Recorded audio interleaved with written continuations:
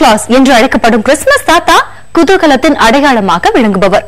இவர் எப்படி உருவானார் என்பதும் மிகவும் சுவாரஸ்யமானதுதான். இதோ அந்த தகவல்கள்.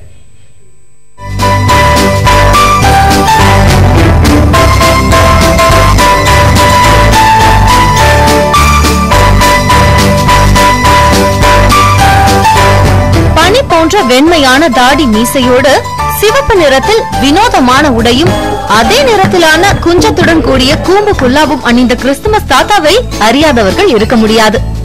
குழந்தைகளுக்கான பரிசு பொருட்களோடு சிம்னி எனப்படும் புகைப்போக்கியின் வழியாக வீட்டிற்குள் நுழைபவர் என நம்பப்படும் கிறிஸ்துமஸ் தாத்தா உலகெங்கிலும் சாண்டா கிளாஸ் என்ற பெயரில் அறியப்படுகிறார்.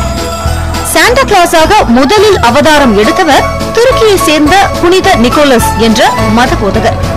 280ஆம் ஆண்டு துருக்கியில் உள்ள லைசா என்ற இடத்தில் பிறந்த நிக்கோலஸ் மிகப்பெரிய பணக்காரர்.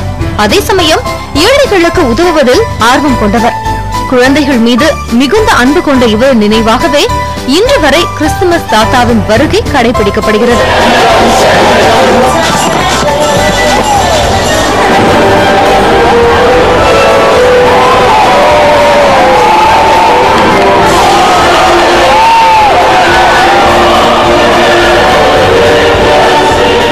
குள்ளமான உடல்வாகும் குண்டு தொப்பையுமாக காட்சியளிக்கும் கிறிஸ்துமஸ் தாத்தாவிற்கென சில பிரத்யேக அடையாளங்கள் உண்டு.